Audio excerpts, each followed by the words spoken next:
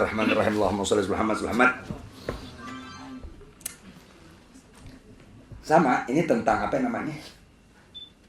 Nggak ada waktu yang datang melainkan ya ajaran agama nggak lagi bawa daya tarik buat orang yang beragama Islam. Satu disebabkan orang yang belajar agama, apalagi yang nggak mengerti ilmu, yang nggak mengerti ilmu, nggak lagi fokus dari ilmu yang diketahuinya untuk bagaimana dia berbuat buat saudara seagama. Satu, ya kita kadang ada kepentingan, karena ada niat tujuan yang naudzubillah, karena ada ya nafsu kepengen wallah al-musta'an ya. Makanya dibutuhkan ancaman pertama buat orang mengerti ilmu. Orang yang mengerti ilmu wajib diancam. Kalau orang awam jangan selalu diancam, takutnya dia kabur dari agama. Karena seakan agama tuh nakut-nakutin dia. Harusnya ancaman lebih dulu ya diarahkan buat orang yang berilmu. Tuh, nanti awas ya ente ngerti ilmu dan segala macamnya. Kalau ente menyalahgunakan ilmu yang ente ketahui, ya akhirnya ilmu tadi akan menuding ente di hadapan Allah. Abdullah Haddad ngasih tahu Radun Rahmah, al ilmu hujjatan lak idza amilta bih. Ilmu itu akan menjadi pembela ente apabila ente amalkan ilmu tadi sebagaimana mestinya. Atau kata Haddad, al ilmu hujjatan alaik. Ilmu akan menjadi tudingan atas diri ente, ya, idza lam ta'mal bih. Kalau ente enggak mengamalkan dengan ilmu tadi sebagaimana mestinya. Jadi ilmu kata Abdullah Haddad, ya, hujjatan lak au hujjatun alaik. Hujjah itu artinya pembela. Tuh, pembela buat ente atau jadi penuding ente. Tuh, jadi ada hujjatan lak, ada hujjatan alaik. Bedanya lak sama alaik doang. Berarti kalau alaik ya hal yang memberikan kamu bahagia. Kalau alaik berarti celaka buat ente. Tuh, jadi dengan ilmu orang bisa jadi Allah Ta'ala angkat derajatnya. Dengan ilmu Allah Ta'ala bisa hinakan seseorang itu lebih hina dari binatang. Hal ini dialami dari sejak zaman sahabat Muhammad SAW. Allahumma sholli ala Rasulullah pun begitu para sahabat. Rasulullah sahabat begitu. Di antara sahabatnya Muhammad SAW, namanya Imam Abu Musa al-Asy'ari radhiyallahu anhu. Beliau Imam Abu Musa al-Asy'ari ya pernah diutus oleh Muhammad SAW ya ke negeri Aden sama Zabid. Tuh ngerti. Jadi Yaman Selatan apa Yaman Utara enggak tahu. Tahu Tarim Yaman apa tuh? Selatan. Tarim Hadramut Yaman Selatan. Berarti Yaman Utara Aden. Terus Sayyidina Abu Musa pernah dulu sama Rasulullah tuh di sono untuk jadi apa? Kalau kemarin jadi gubernur. Tuh dia masih Sayyidina Mu'adz diutus oleh Rasulullah. Tuh ila Zabid wa Aden. Dan tidak ada seorang dari sahabat Rasulullah saat itu yang ahsanu sautan minhu, yang lebih enak, lebih sempurna dalam membaca Al-Quran suaranya, melainkan Imam Abu Musa al-Asy'ari. Suaranya enak, tuh ngerti. Dan beliau ya telah ikut perang dan berjuang bersama Rasulullah ya di semua peperangan ya, dan beliau meninggal pada umur 52 tahun. Meninggal di kota Kufah, Irak. Beliau di zamannya nih Rasulullah wafat. Tuh. Ya, karena beliau lihat ya agama ini enggak jadi pusat perhatian orang-orang yang ada di zaman beliau nih, sehingga beliau jama'a ahlal Qur'an. Beliau kumpulkan nih orang-orang yang mengerti Al-Qur'an. Kumpulin sama Imam Abu Musa al-Asy'ari. Beliau sahabat Rasulullah ya. Allahu Akbar. Tuh. Dikumpulin sama beliau. Tuh, siapa di antara kalian yang tahu Al-Qur'an, ngerti Al-Qur'an, hafal, ngerti ya, dan memahami Al-Qur'an. Coba suruh kumpul, bilang dipanggil sama Imam Abu Musa al-Asy'ari. Nah, di antara mereka yang dikumpulkan belum tentu sahabat, ada juga tabi'in. Tuh. Karena kan Imam Abu Musa ini sahabat. Nah, orang-orang yang udah mengerti Al-Qur'an, bisa baca, bahkan mereka hafal ya, dan dengan pemahaman yang mereka dapat ya, baik langsung dari Rasulullah maupun dari sahabat ya, sama Imam Abu Musa dikumpulin, entah di masjid entah di mana dikumpulkan mereka. Jadi diundang oleh Imam Abu Musa al-Asy'ari untuk berkumpul ya di suatu tempat ya, yang dikumpulkan tadi khusus orang-orang ahlul Quran, orang-orang yang ya memiliki pengetahuan tentang Al-Quran. Tuh, baik sebab-sebab turunnya maupun tafsirnya, dengan masing-masing kelebihan yang Allah berikan kepada mereka. Fa idza hum garibun min 300. Tahu-tahu nih mereka yang dikumpulkan oleh Imam Abu Musa Al-Asy'ari, ya, yang mereka bukan orang-orang ecek-ecek, ya, orang-orang yang Allahu Akbar, ya, yang dikelompokkan sebagai ahlul Quran, ya. Ternyata begitu dikumpulkan oleh Imam Abu Musa Al-Asy'ari, fa idahum garibun min 300. Ternyata jumlah mereka 300 orang. Mendekati 300, enggak 300, mendekati 300. Apa 290, apa 295, apa 287, terserah deh. Oke, mendekati 300. Ini semuanya orang Allahu Akbar, ahli Quran. Tuh, mungkin di antara mereka ya masih yang sebagai sahabat Rasulullah. Tuh, mungkin juga tabi'in. Dikumpulin mereka. Setelah mereka orang-orang yang ada di hadapan Imam Abu Musa Al-Asy'ari, orang-orang yang dikelompokkan sebagai ahli Quran, ya, yang telah terpenuhi hati mereka dengan Al-Quran, ya, fa'azzamal Quran. Maka Imam Abu Musa Al-Asy'ari di hadapan orang-orang yang mengerti Al-Quran yang jumlahnya mendekati 300 ini, Imam Abu Musa azzamal Quran, mengagungkan Al-Quran di hadapan mereka. Ngerti ya diagungkan? Al-Quran, ya ibarat katanya, ini Al-Quran firman Allah. Ini adalah kalimat yang amat sangat suci dan paling suci kalimat dari semua kalimat yang kalian pernah tahu. Itu diagungkan Al-Quran. Dibesar-besarkan oleh Imam Abu Musa Al-Asy'ari. Diagungkannya bukan kepada orang bego loh. Orang Masya Allah ini. Lu ngerti? Ini Al-Quran yang ada pada kalian, yaitu firman Allah. Itu ada pembicaraan zat yang maha sempurna, yang gak ada sifat kekurangan yang nempel pada dia. Tuh, dan dia adalah zat ya yang menciptakan segala sesuatu. Diagungkan tuh Al-Quran oleh Sayyidina Abu Musa Al-Asy'ari di hadapan orang-orang yang ngerti Al-Quran, yang memahami Al-Quran, yang hafal Al-Quran, yang mengamalkan Al-Quran. Tapi begitu perkataan Imam Abu Musa Al-Asy'ari. Lalu, dan ini Al-Quran adalah ya kitab suci yang paling agung, sehingga jangan kalian remehkan ini Al-Quran, dan jangan kalian letakkan sembarangan ini Al-Quran, dan jangan kalian tumpuk Al-Quran dengan sesuatu yang bukan Al-Quran. Ngerti ya? Diagungkan. Jangan kalian rendahkan ya penempatannya, baik di masjid maupun di rumah. Bukan diagungkan Al-Quran. Tuh ngerti? Dari kemuliaan bagi orang yang membacanya.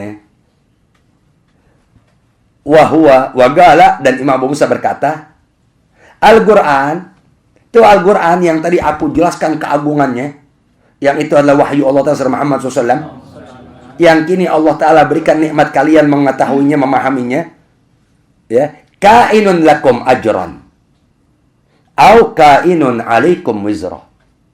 Dan itu Al-Quran ketua Abu Musa Al-Asy'ari, ya, setelah diagungkan tuh, diagungkan ya, tuh ngerti? Artinya dikasih tahu tuh akan keagungan Al-Quran. Ketika ente baca Al-Quran, ya, satu huruf ente dapat 10 kebaikan dari Allah. Terus, ya, dan ketika ente baca Al-Quran berharap pahala dari Allah, maka perbuatan baca Al-Quran ente akan menjadi penolong ente di hari kiamat kelak. Terus tuh diterangkan tuh akan keagungan Al-Quran oleh Imam Abu Musa Al-Asy'ari di hadapan orang hampir 300 yang mereka semua orang-orang yang mengerti Al-Quran. Tapi mereka nggak bilang, nggak kayak orang sekarang. Ya Allah, itulah gitu, kayak kita orang nggak ngerti diterangin gituan. Banyak ente orang yang dianggap pengaji agama ketika diterangin begitu. Alhamdulillah dari pesantren udah tahu begituan. Sehingga nggak boleh begitu. Karena begitu hilang berkah. Ibarat kata aneh ngaji nih, apalagi sekarang aneh kan udah bisa ngajar ya. Udah bisa ngajar udah lama. Lalu aneh hadir acara keagamaan atau segala macamnya, tuh nih. Atau ngaji nyata yang disampaikan oleh guru aneh atau oleh siapapun yang berilmu, apa yang udah dijalankan selama ini. Aneh ngomong di hati aneh ngegertak nih. Ya Allah, itu lagi kayak gua nggak tahu, masa mesti diajarin aja. Sejak itu keberkahan mana hilang? Sejak itu hilang kan? Nah, aneh alhamdulillah itu udah tahu dari dulu. Alhamdulillah dari tahun 90-an belajar udah tahu. Karena jadi kasih tahu sama guru. Loh, karena apa? Di pelajaran akhlak ilbanin ada tuh gitu-gituan. Ternyata nggak boleh tuh begitu. Ya Allah, kita kayak diajarin sama dia. Diajarin lagi dong, kita dari nol lagi. Banyak kan orang yang nggak pernah begitu. Tuh, sejak itu hilang berkah. Allah tercabut berkah. Na'udzubillah min dzalik. Nah, ini sahabat ya, Imam Abu Musa Al-Asy'ari mengagungkan Al-Quran bukan di depan orang bodoh ini. Itu di depan orang-orang Masya Allah yang mereka dikelompokkan Ahlul Quran. Setelah Imam Abu Musa Al-Asy'ari ya menjelaskan akan keagungan Al-Quran, ya, bahwa itu firman Allah, ya, yang mana Allah Ta'ala pembicaraan nggak bersuara dan nggak berhuruf, tapi itu wahyu Allah Ta'ala Muhammad SAW, ya, dan itu Al-Quran menjelaskan keagungannya. Allahu Akbar, ya. Wagala, lalu Imam Abu Musa Al-Asy'ari berkata, Al-Quran, itu Al-Quran yang kalian dapat nikmat dari Allah Ta'ala, ya, dapat membacanya bahkan menghafal di luar kepala, dan kalian mengerti akan Al-Quran, kainun lakum ajran, boleh, akan dapat buat kalian dengan Al-Quran tadi apa? Ganjaran pahala dari Allah. Itu Al-Quran kainun, dia akan berada atau akan menjadi lakum buat kalian, ajran, ganjaran pahala dari Allah Ta'ala buat kalian. Tuh, Al-Quran bisa begitu. Al-Quran bisa menjadikan, ya, buat kita yang bisa membacanya, apalagi mengerti, ya, karena kita belajar, ya, dan terus belajar dan terus mempelajari sampai pesantren segala macam terus, ya, sehingga kita ngerti Al-Quran, apalagi ngerti al-qadar tafsir dan segala macamnya. Maka Al-Quran yang kalian bisa membacanya, apalagi bisa hafal dan mengerti apa yang maksud dan maknanya, kainun lakum ajran, itu dia dapat buat kalian ganjaran pahala dari Allah Ta'ala. Arti Al-Quran bisa menjadikan kita dengan Al-Quran tadi, ya, apa? Ajran, beroleh ganjaran pahala dari Allah Ta'ala. Au kainun alaikum wizra, dan Al-Quran juga bisa membuat kalian dapat dosa dari Allah Ta'ala. Tuh, wizra, dosa. Ajran, ganjaran pahala. Ini yang diterangin orang-orang yang Masya Allah nih. Tuh, mungkin di antara mereka yang dekat 300 orang jumlahnya, mungkin harus sahabat. Tuh, ngerti? Kemungkinan tabi'in mayoritas. Tuh. Ya. Karena apa? Karena Imam Abu Musa Al-Asy'ari melihat orang-orang yang sebagai sahabat Rasulullah, yang mereka hafal Quran, yang mereka langsung menerima penjelasan dari Rasulullah, sebagian telah meninggal ini. Tuh, ngerti? Sehingga dengan sifat pedulinya dan perhatian Imam Abu Musa Al-Asy'ari, coba siapa orang masih hafal Quran? Siapa sih? Wah, ada masa sih pulang. Kumpulin. Apa? Sayyidina Abu Bakar pulang ke rahmatullah. Sayyidina Umar pulang ke rahmatullah. Tuh, entah Sayyidina Utsman enggak tahu. Tuh, ngerti? Udah pada, waduh, tuh, ngerti? Coba siapa yang masih tersisa dari sahabat Rasulullah dari aneka tempat yang berbeda, ya, yang mereka masih menghafal Al-Quran di luar kepala, ya, dan masih ingat tuh penjelasan Al-Quran yang mereka pernah dapat dari Rasulullah. Coba kumpulin. Ternyata sampai 300 orang. Tuh, setelah mereka ada 300 orang, ya, segala macam diterangin lagi kemuliaan Al-Quran. Keagungannya, keanggunannya Allah Akbar terangkan. Lalu setelah itu dikatakan oleh Imam Abu Musa Al-Asy'ari, Al-Quran, ini sesungguhnya Al-Quran, ya, yang telah Allah Ta'ala berikan nikmat ada di diri kalian, ya, kainun lakum ajra, ya, dia akan, ya, berada buat kalian, ya, ajra, ya, yang dapat menjadikan kalian dapat ganjaran pahala dari Allah Ta'ala. Tuh. Wa kainun alaikum wizra, dan dapat juga adanya Al-Quran tadi yang kalian telah mempelajarinya, mengerti, memahami, ya, Quran, ya, yang berada pada kalian justru akan mendatangkan dosa buat kalian dari Allah Ta'ala.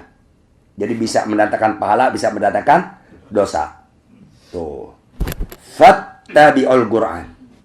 Oleh karena itu, kata Imam Abu Musa nih, ini yang dinasihatin Allahu Akbar nih. Apa? Fattabi'ul Quran. Ikuti terus oleh kalian petunjuk Al-Quran. Ikuti, laksanakan, ya, taati. Apa? Al-Quran akan segala apapun yang ada dalam Al-Quran yang kalian ketahui. Apanya? Hukumnya, aturannya, perintahnya yang untuk kalian kerjakan, larangannya yang kalian harus hindari. Fattabi'ul Quran. Ikuti oleh kalian akan petunjuk Al-Quran. Wala yatba'annakumul Quran, dan jangan sekali-kali Quran yang harus ikuti otak kalian. Wala yatba'annakumul Quran, jangan Quran yang harus ikuti keinginan kalian.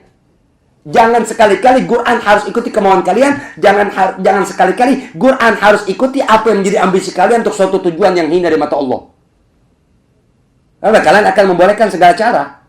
Tuh, ngerti? Dengan apa? Dengan titel kalian, tuh, dengan titel yang itu apa? Di atas, dapat di agama mulia, apa, kiainya, ajangannya, oh dia buya, dia profesor segala macamnya. Tuh, padahal pernah kuliah, ya, tentang Al-Quran. Tuh, dia pernah kuliah, ya, di pendidikan keislaman. Tuh, segala macam. Tapi kok titel yang dia gunakan, yang dia mendapatkan titel tadi, ya, kuliah di jurusan keagamaan, ya, tapi kok pendapatnya, terus apalagi, ya, pendapatnya, lalu pandangan segala macamnya, kok ya menyalahi Al-Quran?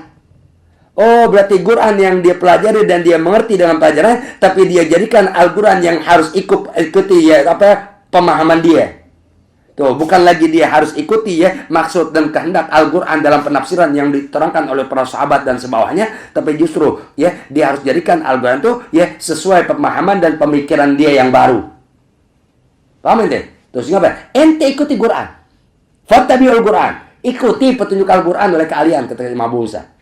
Ini nih yang dinasihati orang Masya Allah nih. Tuh ngerti? Orang Ahlul Quran kok. Al-Quran berarti orang yang Masya Allah. Fattabi'ul Quran. Ikuti oleh kalian petunjuk Al-Quran, perintah Al-Quran, larangan Al-Quran, ancaman Al-Quran. So, semua ikuti oleh kalian. Tuh. Wala yatba'annakumul Quran. Dan jangan sekali-kali Quran yang harus ikuti apa yang menjadi keinginan dunia kalian. Jangan Quran yang harus ikuti kemauan ente. Ente ikut petunjuk Al-Quran. Tuh, ente ikuti tuh hukum Al-Quran. Ente ikuti tuh apa ya petunjuk Al-Quran, arahan Al-Quran, bimbingan Al-Quran. Tuh, bagaimana petunjuk Al-Quran? Tuh, ya, ikuti. Dan jangan Quran yang harus ikuti kemauan ente. Tuh, ente punya kemauan apa ya? Tuh, ngerti? Ya, sementara kemauan ente ini sama Al-Quran dilarang, berhenti. Jangan ente terjang. Kalau ente terjang berarti itu deh, ente menjadikan Quran harus ikuti kemauan ente. Karena pikir kalau ikuti hukum begitu, kapan kita mau kaya, kapan kita mau ini. Tuh nih, kalian ikuti Al-Quran, bukan Quran yang harus ikuti apa namanya kemauan kalian. Udah fa'innahu, maka sesungguhnya kata Imam Abu Musa Al-Asy'ari radhiyallahu anhu wa nafa'ana bil jami' fid din wa dar amdi qabla Allah. Fa'innahu manittaba'al Quran. Siapa-siapa orang yang ittaba'al Quran, yang hidupnya sebagai orang Islam, laki, perempuan, ya, ittaba'al Quran, ikuti petunjuk Al-Quran, ikuti arahan Al-Quran, ikuti bimbingan Al-Quran. Kita kan nggak ngerti Al-Quran, kan kita belajar agama, majelis, tuh ngerti, ngaji ke sono kemari, atau kita mungkin zaman sekarang ya, kita udah kenal, alhamdulillah, ya, orang-orang Masya Allah, ya, tapi kita nggak bisa dapati langsung, ya, nasihatnya melalui majelisnya, tapi kan melalui medsos bisa. Ibarat kata, tuh ngerti, ente demen sama Habib siapa, tuh ngerti, ya, nasihatnya. Tapi ente nggak bisa langsung hadir pengajian, karena apa? Karena ada di luar kota, bahkan di luar negeri, tuh ngerti. Nah, ente mau dapat nasihatnya dan ente apa namanya udah bisa membedakan, tuh ngerti, mana orang yang menyampaikan agama, ya, yang itu emang apa namanya benar agama yang disampaikan, karena ente kenal orangnya segala macamnya dan udah dapat ciri-cirinya, ya, sehingga ente bisa, ya, mendapatkan, ya, apa namanya bimbingannya melalui akses internet seperti YouTube segala macamnya Habib Muhammad bin Hafid, atau yang sama ada di Indonesia lebih apa tapi nggak dekat Habib Segaf Baharun atau Habib Novel Ali Drus atau siapa lagi deh, tuh ngerti ya, kan bisa tuh yang didapatkan tuh pembicaraan mereka ya yang berkaitan dengan agama yang ada kesesatan di dalamnya, berarti kan semua itu petunjuk Al-Quran, petunjuk Al-Quran, tuh ngerti ya. Lalu makna yang tersirat dari ayat Quran yang tersurat, ya, penjelasan Nabi Muhammad SAW dan segala macamnya, atau keterangan orang yang soleh, tuh nanti mengikuti pemberitahuan orang soleh berarti ikuti Al-Quran. Karena apa? Nggak ada orang soleh perilakunya bertolak belakang dengan Al-Quran. Kata Imam Abu Musa Al-Asy'ari, tuh, maka sesungguhnya, ya, ingat aku pesan kalian harus ikuti petunjuk Al-Quran, bukan Al-Quran yang harus ikuti kalian.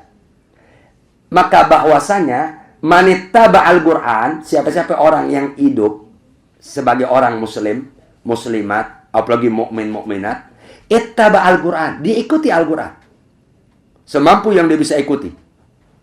Tuh, apa? Faqad habata fi riyadil jannah.